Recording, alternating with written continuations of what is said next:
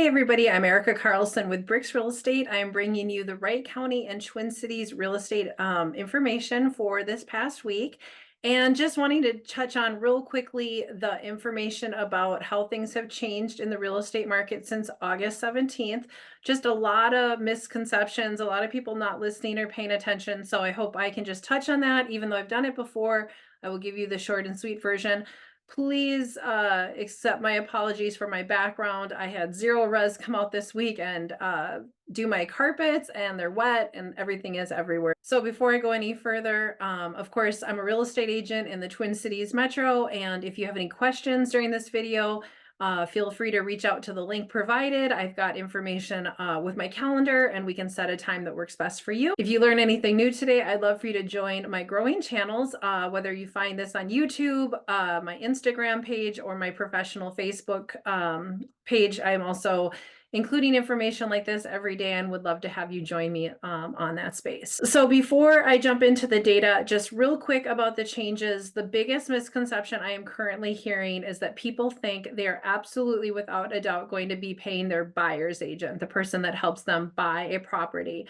Lot of misunderstandings about the forms that we're giving. And of course, every real estate agent might do it differently. So I'm only going to speak for myself. You certainly want to talk to your favorite real estate agent, or if you're interviewing agents, ask them how they do things. I'm sure everybody has like a slight tweak to what they're doing. So the biggest misunderstanding is I'm going to have to pay you, and I don't have the money for that. And I'm really nervous about that because I have closing costs, I have down payment, obviously the purchase of the house, et cetera, et cetera. And now, depending on my purchase amount, I might be paying this person $5,000, $10,000, $15,000. Where am I supposed to come up with the money? That makes me very hesitant. So here's my thought on that. I would lessen that concern quite a bit. Most agents are going to work on a success fee, meaning they're not going to make any money. They're not going to charge you a retainer for looking at houses together, exploring these options, etc.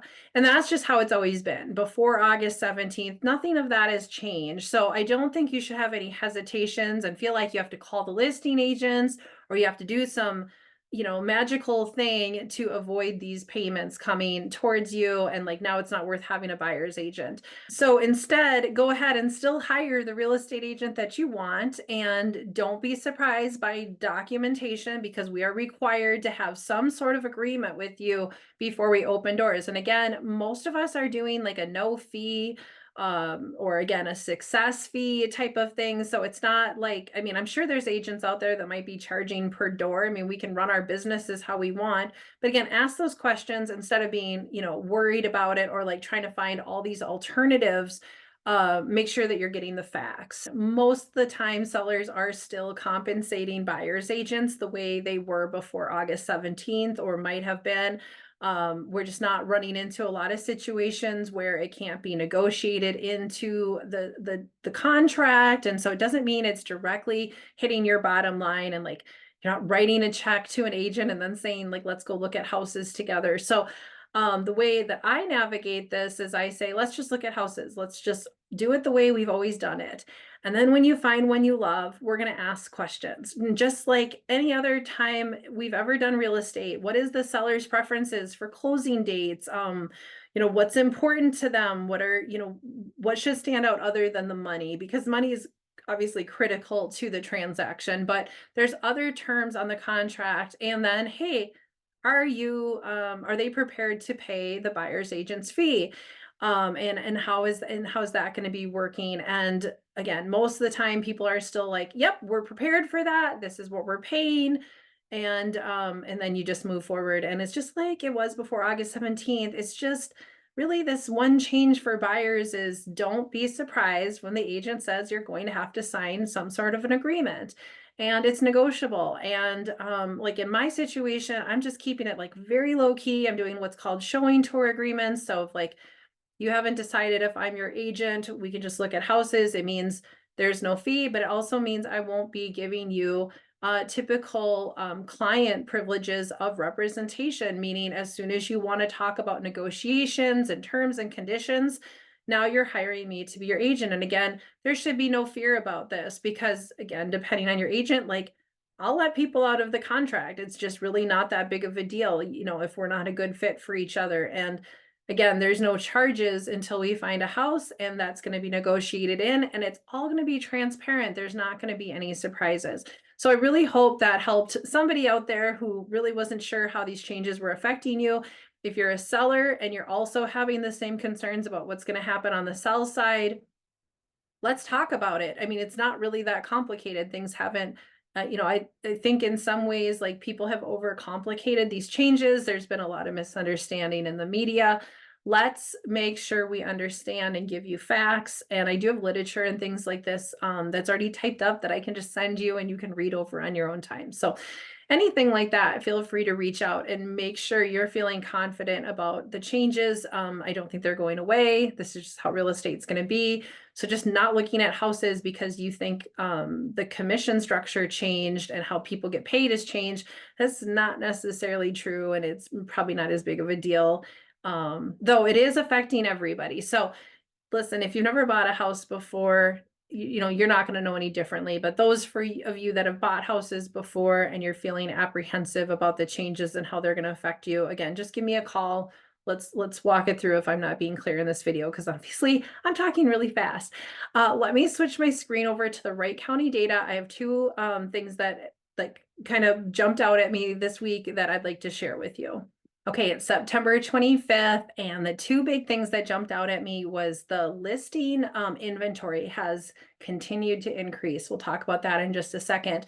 The other thing that jumps out at me is the one that's highlighted here. If you can see this, there was a remarkable amount of buyer activity in Wright County, but I think it's very skewed and not appropriate. So let me tell you what I actually pulled, and I double checked my numbers and made sure like I wasn't misleading anybody.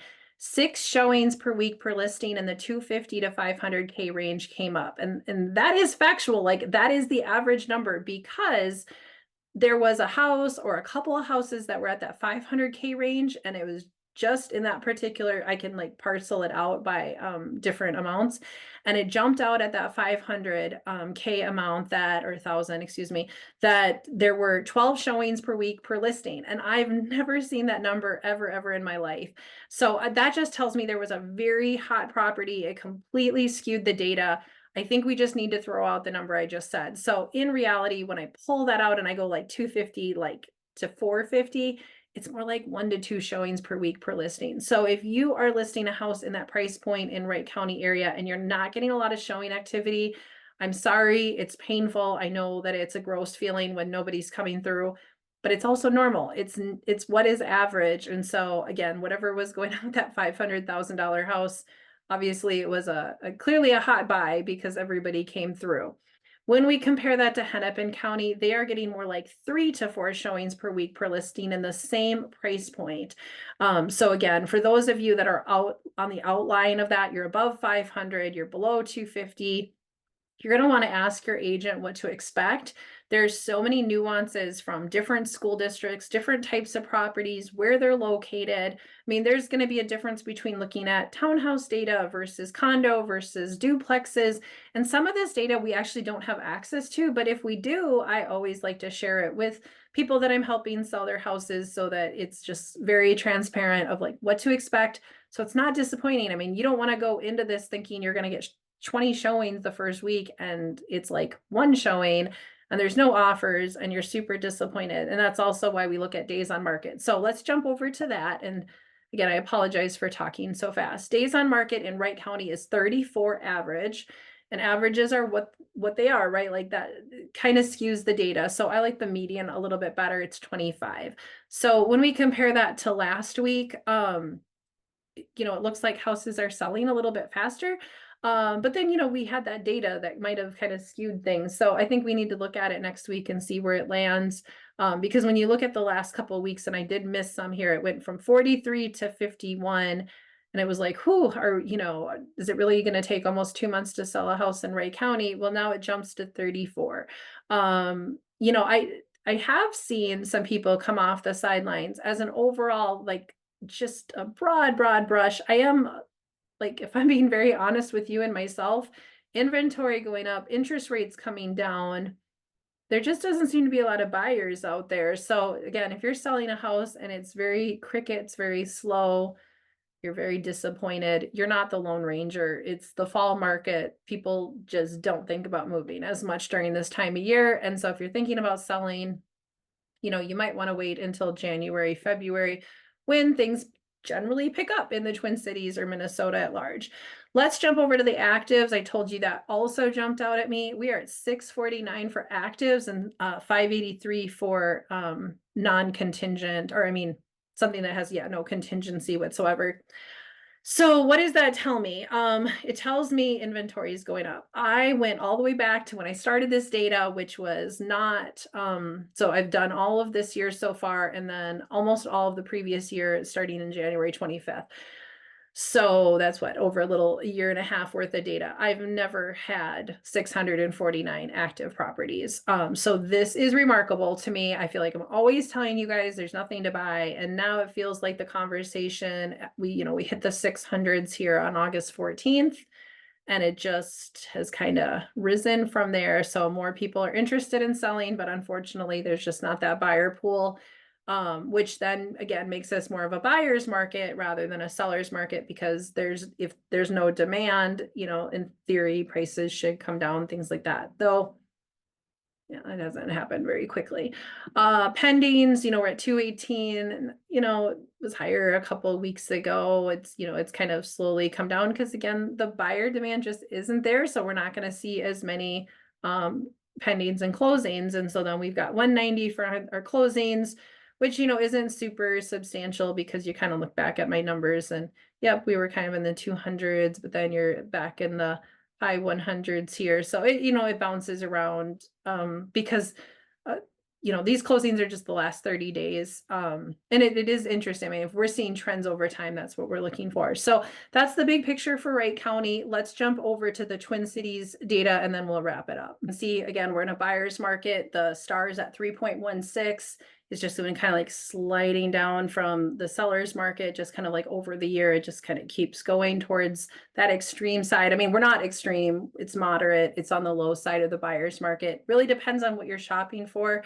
Make sure if you're a home shopper, you're understanding the market, because we are seeing some people asking to write offers on some remarkable discounts that do not bode well for you, if you're really off. So for example, and I might have shared this with you guys before, if you're asking for, let's say, a $700,000 house to reduce their price by $300,000, it's just probably not going to play out for you very well. If you come back again and then say to the seller, oh no, I'll do better, it's like you're going to have to do a lot better, because that person's probably going to just write you off and not be too excited about hearing from you anymore. I mean, sellers want to sell. That's why their houses are on the market, but people aren't willing to give away the farm, if you will, for any and all situations. So understanding the market, understanding what that house should be priced at.